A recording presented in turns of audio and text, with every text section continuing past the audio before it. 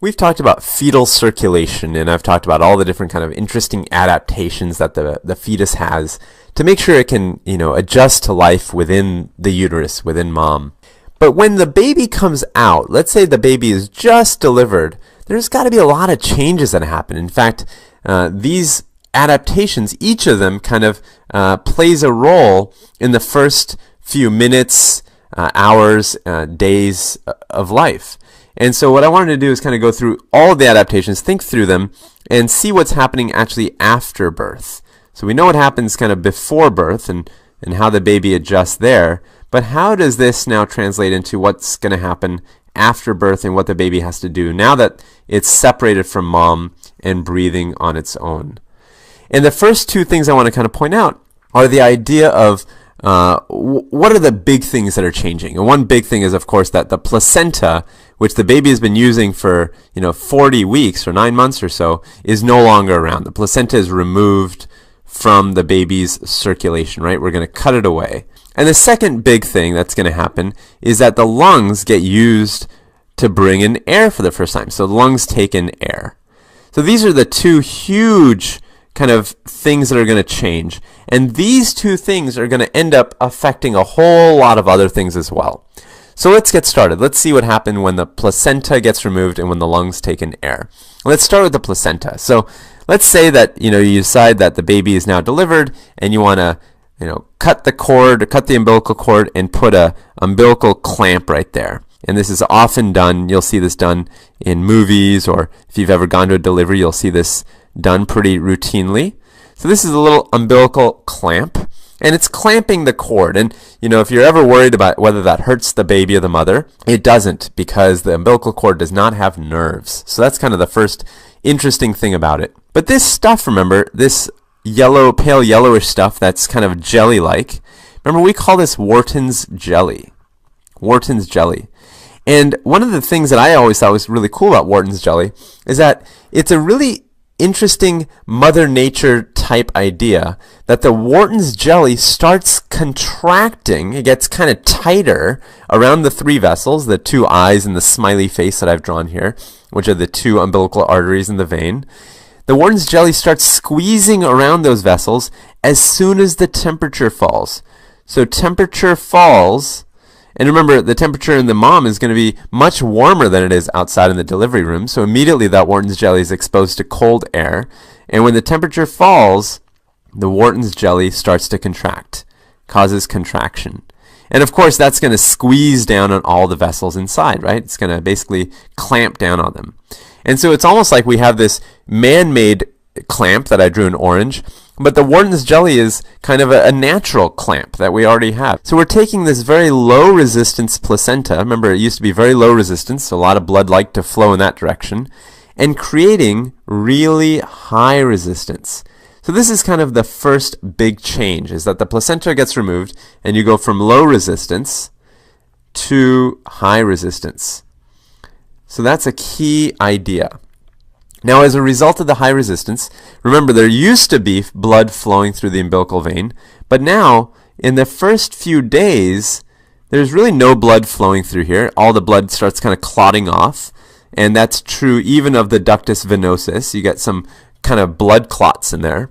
So you don't really have any flow anymore. And in the first few days, you really completely lose any flow through those things. So this kind of becomes non-used or unused over the first few days of life. Now you still have blood kind of flowing from the portal vein into the liver, and you still have blood going up the inferior vena cava, and this is all deoxygenated blood, so that is still the same as before. And this deoxygenated blood now has no new fresh oxygen to mix with, so I'm not going to color it purple. I'm going to leave it the same blue color. So deoxygenated blood comes up from the legs, and it comes down from the head and the arms, from the superior vena cava. And now all this kind of deoxygenated blood fills in the right atrium. And some of that blood is going to now go into the right ventricle. So let's color that in blue. And it's going to get squeezed out into the pulmonary arteries from the right ventricle. So let me color that in the same kind of deoxygenated blue color. And this is headed toward the lungs.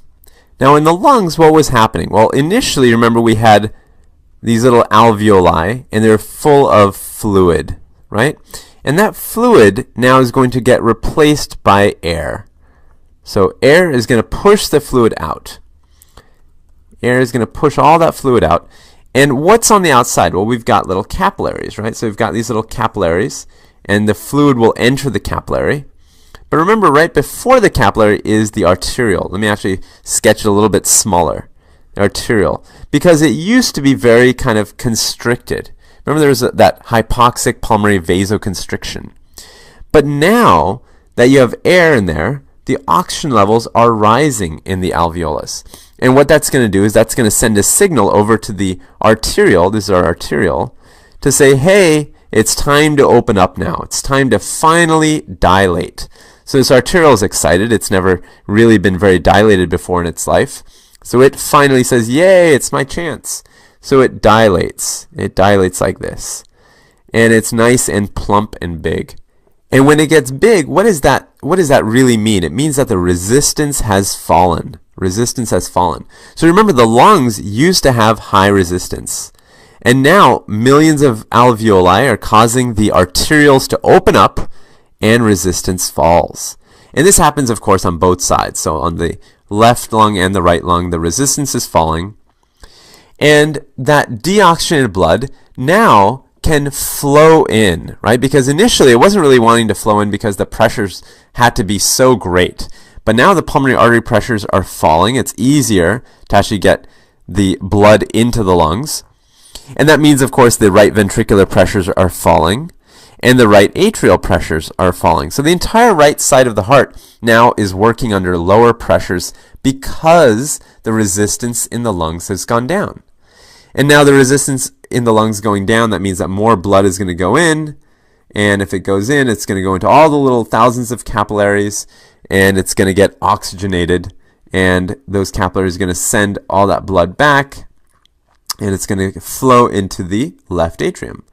So you have all this fantastic oxygenated blood coming in from both sides, right? Going into those pulmonary veins. So now tons of oxygenated blood is dumping into the left atrium, which is different than before because you didn't have much flow through the lungs. So now you've got lots of blood kind of flowing in here. And at the same time, the pressures on the right side have fallen. So if pressures on the right side have fallen, think about what's happening to our foramen ovale. Before, blood was actually kind of gushing through there. But now, because the pressures on the right side are so low, this little flap of tissue, like a little valve, closes off. And so now you can actually see that this flap of tissue will do this. It'll close off because you basically have more pressure on the left side than the right side. And it pushes that flap of tissue over, and now the foramen ovale is basically closed. And this happens actually in the first few minutes. First few minutes after a baby is out of the mom, you actually see this foramen ovale close, which is amazing. Now blood continues to go down. It likes to go into the left ventricle. So it's going to go down here and get squeezed into the aorta. So let me show now oxygenated blood for the first time kind of getting into the aorta this way. And then you have the question of the ductus arteriosus. Remember, initially, the reason that blood was moving from the pulmonary artery into the aorta was because the pressures in the pulmonary artery were so high. But now the pressures are pretty low.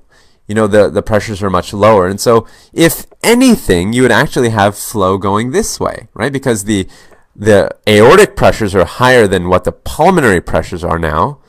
But it turns out, interestingly, that in the first few hours of life, you actually have some constriction of the muscles in that ductus arteriosus. So that ductus arteriosus has smooth muscle in the walls. And those smooth muscles are going to sense that now oxygen levels are high. They're going to sense the increase in oxygen levels in the blood. And they're going to start getting twitchy. They're going to want to start constricting. The other thing that the ductus arteriosus senses is that the placenta is removed. Well, how would you sense something like that? You know, how would the ductus, which is over here, how would it sense that the placenta, which is over here, how would it know that it's been removed? Well, it turns out the placenta actually makes a little chemical called prostaglandin. And when prostaglandin levels fall, when prostaglandin levels go down, then the ductus arteriosus also is more willing or able to close down. So those little muscles inside of the ductus arteriosus, remember it's like a little artery in a sense, it's got smooth muscle around it. Those muscles are going to constrict, they're going to tighten down when the oxygen levels go up and when the prostaglandin levels go down. It's going to sense that. And so it's going to know that, hey, it's time for me to kind of close up shop and tighten down. And over time, and I'll say over a course of hours, this is going to happen. So let me actually just jot down the time frame for you. So over a course of a few hours, the beginning of constriction will happen. So over time, this will actually get kind of tighter and tighter and tighter. Let me just kind of sketch it out, getting smaller and smaller and smaller. You actually have on the inside of it maybe a tiny little opening, and then over time a smaller opening, and over time no opening at all. So that's going to happen over the course of the first, or it's going to begin in the first few hours of life. Now, following the blood all the way down, you actually have aortic blood with oxygen kind of flowing down here into the, let's say, the right leg and into the left leg over here. And there are these branches, these big branches called the umbilical or the internal iliac branches, and off of them were the umbilical arteries, right? The umbilical arteries were branches off of the internal iliac. And what's going to happen is that you're going to still get blood flowing to other branches off the internal iliac, like this little branch might go to the bladder. But that last little bit, really, there will be no flow through there because the resistance is so darn high. Because the resistance over here is so darn high, no blood is going to want to go in that direction. In addition, the umbilical arteries, just like the ductus arteriosus, have smooth muscle in them. And so that smooth muscle is going to respond to the very high levels of oxygen that for the first time these arteries are seeing, and the low prostaglandins that are kind of circulating, and they're also going to kind of start constricting. So just as the ductus arteriosus started constricting, these arteries also start constricting. They get tighter and tighter and tighter until really there's almost no space in the middle left. And that's how I'm going to kind of draw it fizzling out. So initially they get kind of more narrow, and then they get even more narrow as the muscles in the walls tighten and tighten and tighten, and they finally get something like this. And you still have blood, of course, going to other branches, which is what I've drawn here, but that last little bit going just to the umbilicus, that part is going to constrict down, and this process happens over the course of a few hours. So now you have it. You have all the 5 adaptations and how things change over the course of minutes, hours, and days. And of course, it's not exact, and each baby is different, but these amazing changes are happening soon after birth.